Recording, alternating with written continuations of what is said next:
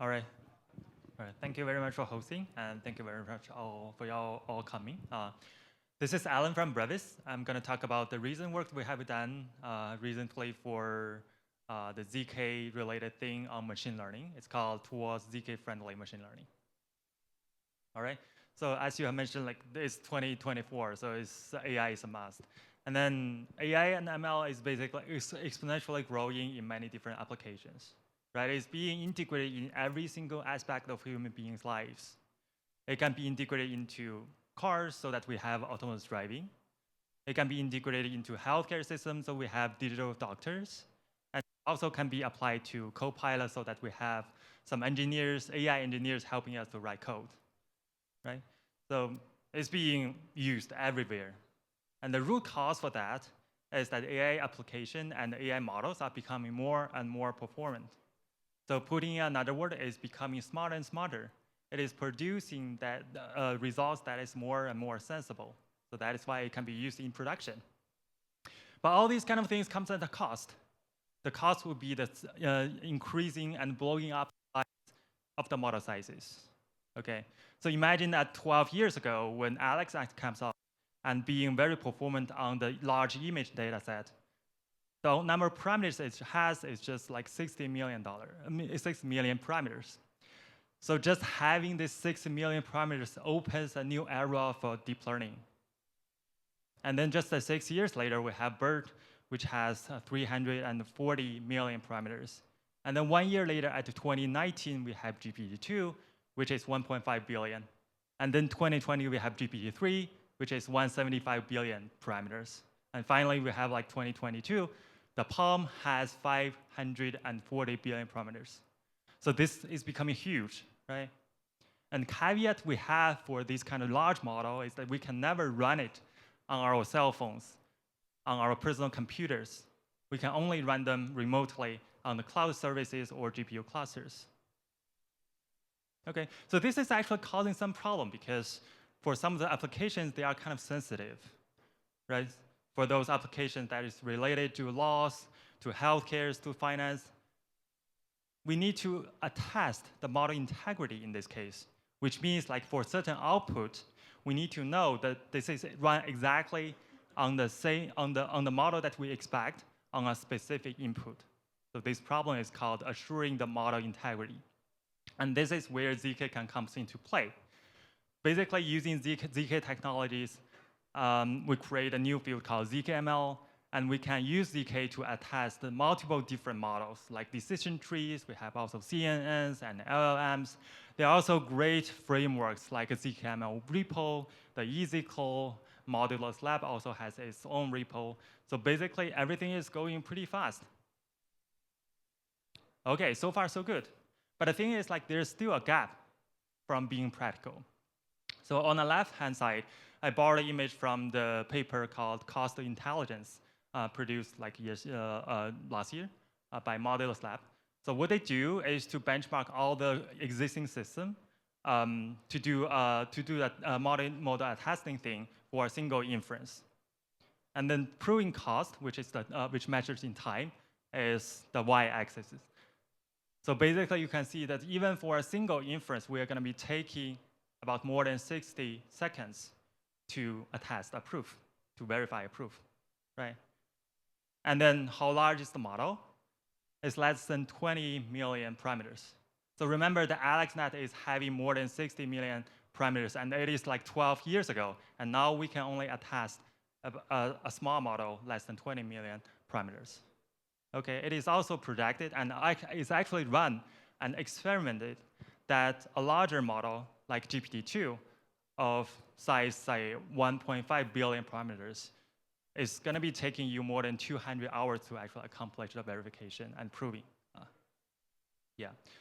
But recently, we have some very advanced techniques called ZK LLM, which actually increases the efficiency of all the things. So basically, for larger model of size, say, 13 billion parameters, we can attest a single token inference within 15 minutes. So it's not a whole sentence, it's a single token. And the whole sentence is going to be multiplied by a certain number. So it's still kind of long, and it's still gap from being practical. So looking back from all the advancements in ZKML, we can actually see that many things, many advancements are actually made based on the standing point of ZK. So what we are going to do is to constantly, standing from ZK point of view, improving our ZK protocols, improving the structure of the problem so that it is kind of ZK friendly, so that all the things from ZK can work well to certain models. Well, but the thing is, like ZKML is like two words, right? ZK and ML. So it's basically two fields collaborating together. So our insights or our philosophy behind our own work would be that not only knowledge in ZK, but also wisdom in ML are needed to make ZKML great again. About this, it's not great again. I mean, it's already great, but it's just making it greater. Okay, so what does it mean by wisdom from ML world? Okay, so being the wisdom of ML means that there are a whole bunch of work that tries to make efficient ML, especially for big models. Okay, such technology has a long history, dates back to almost 10 years ago, and people call it quantization and pruning. So quantization means that reducing the precision of model parameters. So originally, we are going to be having this floating point of 32 bits or 64 bits, and then we are reducing them to be integer of 8 bits, 4 bits, 2 bits, or even less. Okay, so this is the quantization, easy to understand. The other thing is called pruning. So it's basically removing unnecessary or low-impact model parameters. So imagine that you have a big model and you have millions of parameters, and if you're going to be plotting these values versus the number of parameters within this value, you're going to see this beautiful bell-shaped value distribution. And you will actually see that many or most of the parameters are actually lying within value that is very close to 0, which means they are contributing very little to the final output of the model. So it's kind of safe to just eliminate them or just setting them to 0. So this is what we call the pruning. So people have been combining these kind of two things, the quantization and pruning, and to make the big model inference to be more and more performant and more efficient. It's sometimes kind of easy to achieve a more than 10 times reduction in terms of parameters, as well as the efficiency. Well, the caveat is also true, because heavy quantization and pruning will lead you to a very simple or even naive model, which in turn will get you to the severe loss in model performances. So at the end of the day, if you're going to be doing this too heavily, then you will have a very naive model that cannot do anything, basically. Okay, so this is the curve for the model performances. If you're going to be too much, then the model is not performing at all. And then there are different levels of quantization and pruning, right? So as I mentioned, we are starting at the stage where we have floating point of 32 bits, and then we can quantize them to integer of 8 bits to 4 bits and 2 bits, and at the end of the day, we are going to be having this called the so-called ternary and binary network. So binary network also has a long history. It dates back to 1990. Where all of the model parameters are just taking one of two values, either 0, 1, or -1 or 1. It achieves a limit of quantization. So as you can imagine, that each single value of the model parameter is just providing 1 bit of information. So this is the limit. You cannot do more. Okay? Well, it has a long history, but it's not widely adopted. And the reason is simple, because it's achieving this kind of performant and efficient thing while sacrificing the model performances. So the model is just too simple to capture anything, so that it's not performant at all. So ternary network is something different, but it also shares something with the binary network before this year. So it is first proposed in the year of 2016, which is way after the binary network. And weights are basically quantized to one of 3 values. -1, 0, or 1. Okay, it almost achieved the limit of quantization, because for each single one parameter of them, it's providing log 2 or 3, which is about like 1.558 bits of the information. So it's almost there. And before this year, nothing has happened. It's not popular at all, because it's not performant at all. It's still, we are trading off the model performances for the efficiency. But this year is kind of different, because there comes out a series of work that is actually showing that for even larger model, like LLM-based model, we can actually do the ternary of the original model without sacrificing the model performances. So basically, it becomes a free lunch, right? You are going to be enhancing this efficiency of the model without sacrificing your model performances. And so this is the perfect scenario for big model and efficient ML. All right, so this is the table that I borrowed from the original paper, the large model for 1.58 bits. So this is a ternary network. So as you can just see the last line, compared to the Llama model, which is an LLM with 3 billion parameters. So this is a medium-sized LLM. We have the greater memory footprints. It is actually less, and then less latency, but at the same time, we are getting better perplexity, right? So it becomes the free lunch here. It's a game without pain. All right, everything works well, right? And then what does it have to do with the ZK? The intuition is kind of simple, because being ternary just simply saves the ZK computation. I will just take a linear layer, for example, here. So originally, the linear layer is the basic fundamental building block for every single neural network. So every single neural network you can imagine has a linear layer. And the essence of that is just a weight matrix times a vector. So it's a matrix vector per multiplication. So originally, you have a full precision weight matrix, and then you're going to multiply this data vector, and then you will have this output of the layer. And this output layer is the sum of the product. And the product is a field operation. It's a field multiplication. So basically, it's going to be costly. It's kind of expensive to do that, right? But you have to constantly doing that because there are many linear layers within the large models, right? So what if we have a ternary layer? We have a ternary neural network. Then all the things, again, becomes -1, 0, and 1, right? It basically brings two benefits. First one is that many of the entries are 0, which means that they are not contributing at all to the final output of the layer. So basically, we can just ignore them. There's basically no computation happening at these entries.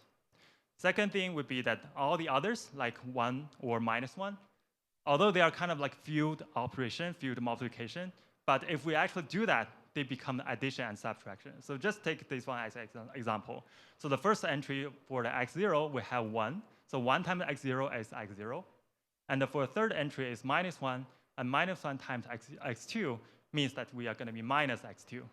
So this one should be x0 minus x2. So sorry for the typo. It should be x1 minus x0 minus x2, right? So everything now eliminates all the field multiplications. Now everything becomes addition and subtractions. Okay, so this is the power of being ternary.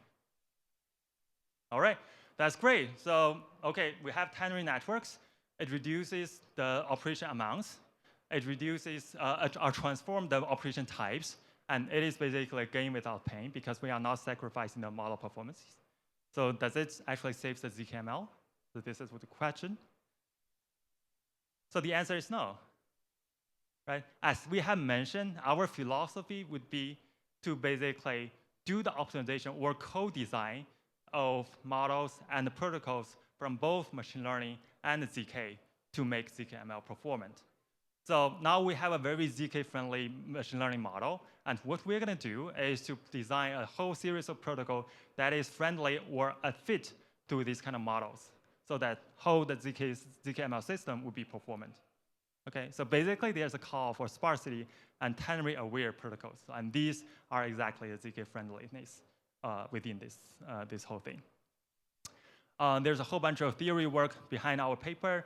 And we have developed a series of techniques called the SPA-ZK, SPA for short for the sparse. And then sparsum is one of the gadgets within the SPA-ZK. It is a sum check, but it's kind of sparsity and ternary aware.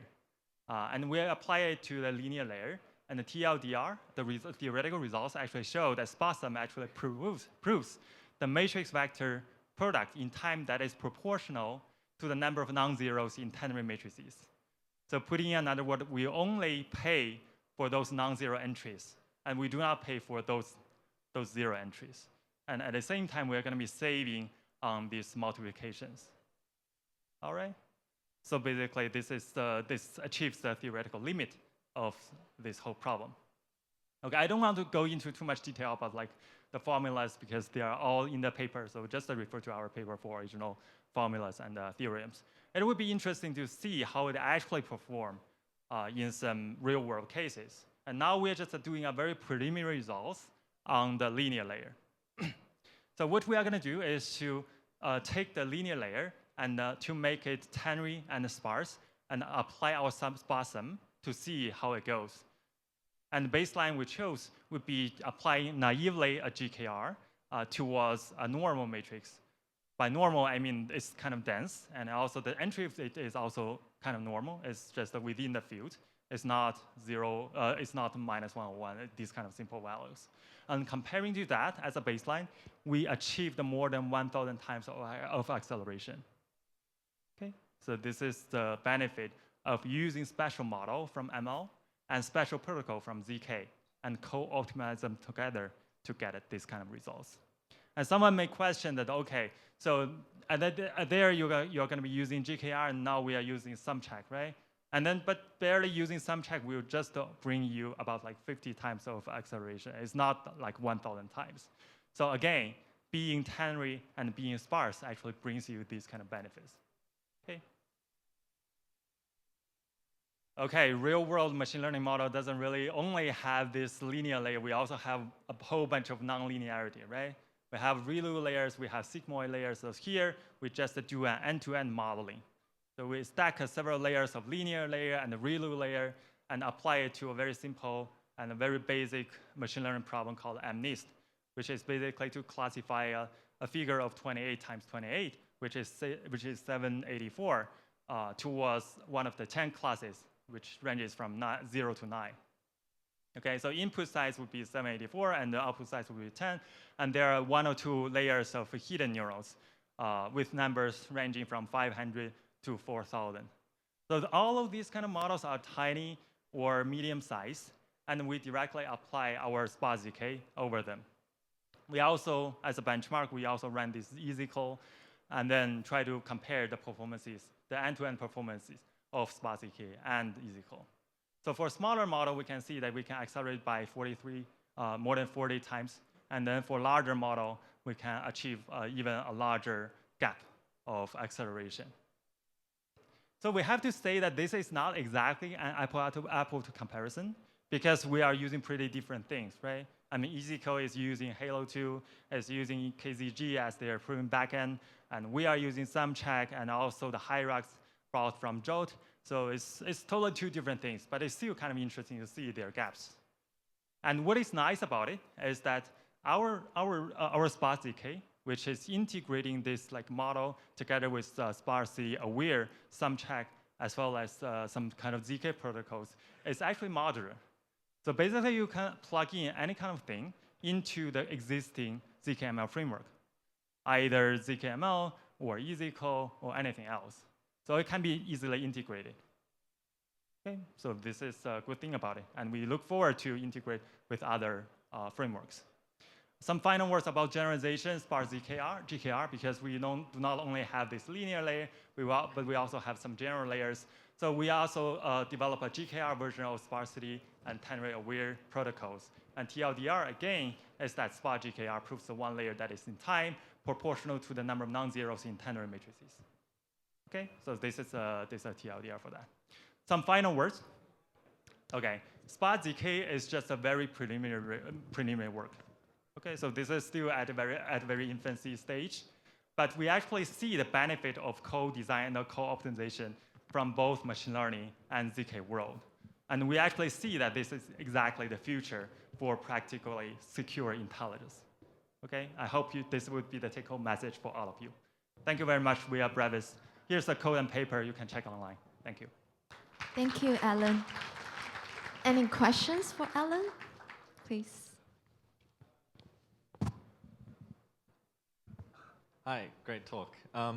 So I have a question regarding how deeply you go with co-design between the ML and the ZK. So for example, you talk about utilizing the sparsity, but I wonder, like, what is your basic like field size, for example, in the ZK domain? Do you also play with because on the ML side it's ternary, do you also use a small, like extremely small field size on the ZK domain? That's a great question. So imagine that we have this ternary or binary matrix. So the thing to pursue would be to just make it a very small field, right? As a binary tower field or something like that. BNES, we have a whole bunch of things. I think that's the next step for us. Great. Yeah, that's what I want to hear. Yeah. Cool. Thanks for reminding.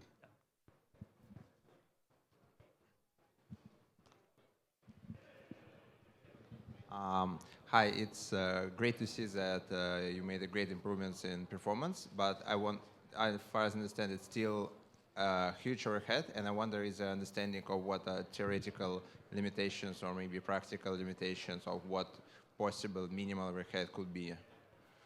Can you say the question again? Sorry. I wonder is there understanding of what is best possible overhead, like theoretically or practically, for one token?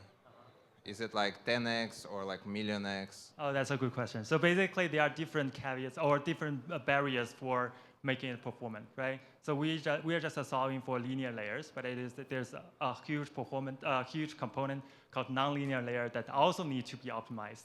So after we optimize this linear layer, the nonlinear layer, the running time for that is becoming a bottleneck. So the next step would be to do this optimization for this nonlinear layer to make it more performant. So I think that would be the next step. So after doing that, so if all the components are being more performant and more efficient, I think the whole system would be at least 10x or even 100x performant compared to what it was for now. No, I mean, what would be overhead compared to just the pure LLM, for example, or any kind of neural network without ZK layer on top? Oh, I see. That's kind of hard to project, but I would say that it's like 10x to 100x would be the overhead. Thank you. Thank you. Thank you. I have a quick one. What are the most exciting ZKML use cases to? Oh, I see. Yeah, there are many of them, but if we are still exploring, and I think like the whole domain is also exploring. There, as I mentioned, there will be healthcare things, finance things, all these kind of things. And for example, for the finance, you can basically build some kind of decision trees or simpler model to handle these kind of finance operations or something like that. But I mean, that's kind of hand wavy, but I mean, like we are exploring, and the whole field is actually exploring over that. Yeah. Thank you, Alan. Yeah, thank you.